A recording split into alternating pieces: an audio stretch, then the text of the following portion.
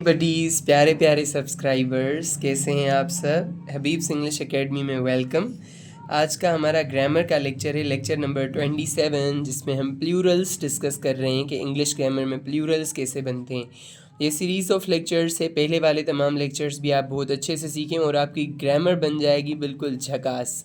तो हमारे साथ जुड़े रहें और तमाम लेक्चर्स को बिल्कुल ध्यान से सुनें।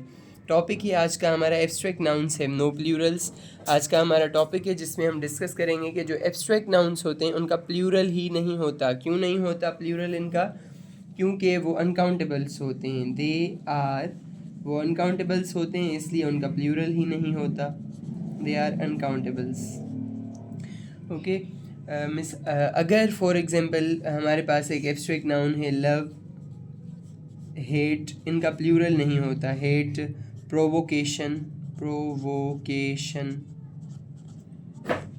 ETC, ये तमाम एब्स्ट्रैक्ट नाउन्स हैं। और एब्स्ट्रैक्ट नाउन्स ऐसे नाउन्स होते हैं जो किसी फीलिंग वगैरह के नाम होते हैं, किसी क्वालिटी के नाम होते हैं। और पहले वाले लेक्चर में हम एब्स्ट्रैक्ट नाउन्स को बिल्कुल अच्छे तरीके से समझ कर आए हैं। ये मैं आपको इतना ईजी करके बताऊंगा कि आप बिल्कुल कभी भी नहीं भूल पाएंगे कि एब्स्ट्रैक्ट नाउन्स के प्लूरल्स कैसे नहीं होते। लव है, हेट है या प्रोवोकेशन, तंगी है, इनके एब्स्ट्रैक्ट नाउन्स नहीं होते। क्यों नहीं होते इनके एब्स्ट्रैक्ट नाउन्स? क्योंकि ये अनकाउंटेबल हैं, इन्हें हम गिन ही नहीं सकते। फॉर एग्ज़ाम्पल, अगर ऐसे वर्ड्स प्लूरल में आ भी जाएं तो वो अनकाउंटेबल के तौर पर इस्तेमाल होते हैं। ये तो हो गया कि ये नहीं होते, इनका प्लूरल नहीं होता, पर अगर एक सिचुएशन आए तो वो अनकाउंटेबल होते हैं। वेन सच वर्ड्स, अगर ऐसे अल्फाज, when such words appear in plural, अगर ये प्लूरल में आ जाएं तो इनकी माना भी चेंज हो जाएगी। Then they are plurals. When such words appear in plural they are countable, तो वो काउंटेबल होंगे, यानी वो अनकाउंटेबल नहीं होंगे और उनकी वो शनाख्त ही नहीं होगी, यानी वो चेंज हो जाएंगे। मिसाल के तौर पर ये प्रोवोकेशन यानी तंगी, जैसे किसी को तंग किया जाता है, तंगी हमने इस्तेमाल किया है यहाँ पर। अगर प्रोवोकेशंस आ जाए तो इसका मतलब क्या होगा? प्रोवोकेशंस, तंगी वहाँ पर था इसका, इसलिए वो अनकाउंटेबल था। अगर प्रोवोकेशंस आ जाए तो तंगी की मिसालें, कि कोई किसी को तंग कर रहा था, तंगी की मिसालें बन जाएगा, यानी इसकी माना तब्दील हो गई और इसलिए ये प्लूरल में इस्तेमाल हो रहा है। सेकंड एग्जांपल भी हम लेंगे ताकि बहुत अच्छे से समझ में हमें आ जाए। काइंडनेस, काइंडनेस का वैसे मतलब होता है रहम दिली, पर अगर काइंडनेसेस आ जाए तो मतलब वो काम जो रहम दिली दिखाते हैं, रहम दिली वाले काम, वो काम जो रहम दिली दिखाते हैं, प्रोवोकेशंस, काइंडनेसेस। और इसके अलावा बहुत सारे दूसरे वर्ड्स भी होते हैं जो अगर प्लूरल में आ जाएं तो वो एब्स्ट्रैक्ट नाउन्स नहीं होंगे, वो काउंटेबल्स बन जाते हैं। और एक और इम्पॉर्टेंट रूल इसके साथ साथ हम पढ़ते जाएंगे कि names of substances are also uncountables and are not there for use in the plural. कुछ सब्सटेंसेस जो होते हैं, substances are also uncountable, substances का भी प्लूरल नहीं होता। आर आल्सो अनकाउंटेबल, सब्सटेंस यानी जिससे कोई चीज़ बनती है, एंड हैव नो प्लूरल, और उनका भी कोई प्लूरल नहीं होता। मिसाल के तौर पर आयरन है, आयरन यानी कि लोहा, ये एक सब्सटेंस है और इसका प्लूरल नहीं होता। कॉपर है, कॉपर एक मेटल होता है जिसको बिजली में इस्तेमाल किया जाता है, हम कॉपर ही कहेंगे इसे।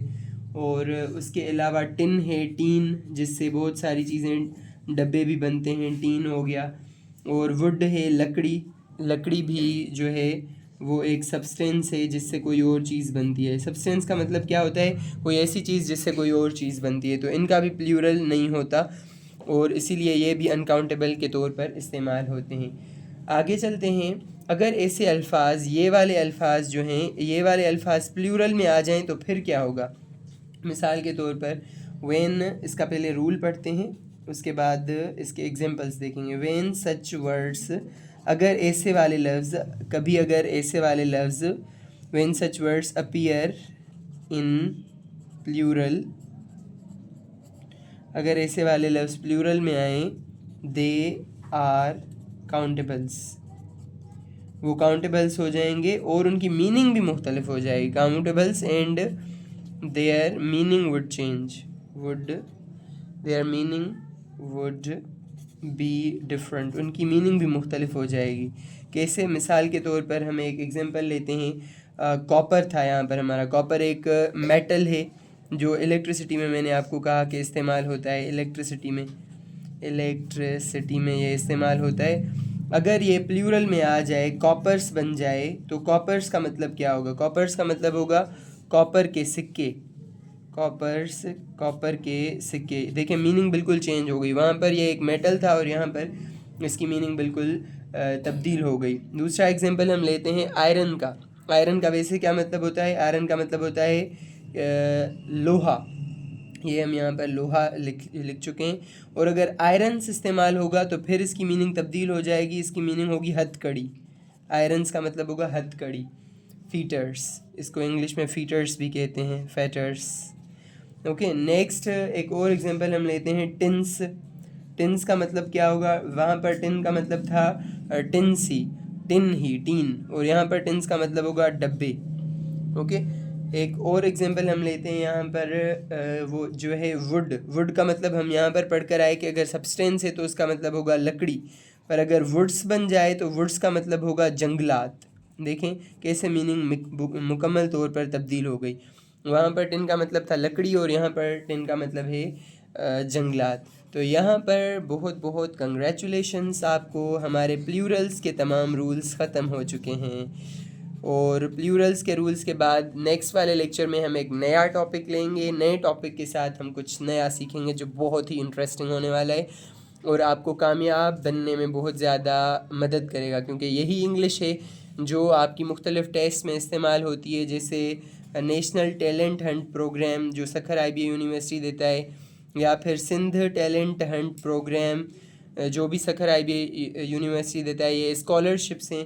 मुख्तलिफ़ स्कॉलरशिप्स में आप ये वाले कोर्सेज़, ये वाले इंग्लिश ग्रामर के लेसन्स इस्तेमाल कर सकते हैं। CSS में यही रूल्स होते हैं, PCS में, PMS में। देखें ये जिस बुक से हम पढ़ रहे हैं वो रेन एंड मार्टिन है, जैसे पहले लेक्चर में उसकी पिक्चर भी आई थी। तो देखें ये वाला रेन एंड मार्टिन किताब Sukkur IBA university CSS PCS के स्टूडेंट्स की प्रिपरेशन के लिए भी इस्तेमाल करती है, और वो ये सोल बुक है, वाहिद किताब है जो CSS PCS की प्रिपरेशन के लिए वो देते हैं, कंपोजिशन के पेपर के लिए। तो ये किताब और ये वाले रूल्स आपको बहुत ज़्यादा काम आने वाले हैं। लाइफ का कोई भी इंग्लिश का टेस्ट होगा, आपने अगर रेन एंड मार्टिन और मेरे ये लेक्चर्स अच्छे तरीके से सुने तो आप हर लेक्चर को बिल्कुल ऐसे हल कर सकते हैं। तो इन्हें बहुत अच्छे से आप सुने और बहुत अच्छे से इन पर ध्यान दें, ताकि आप हर टेस्ट में भले आपका जितना भी स्कोर होगा आप 100 स्कोर और 90% 96% स्कोर कर सकेंगे। और इसके साथ साथ हमें सब्सक्राइब भी करें, हमें ज़्यादा से ज़्यादा सपोर्ट करें, क्योंकि हमें आपकी सपोर्ट की ज़रूरत है और हमें आपकी ज़रूरत है। Thank you.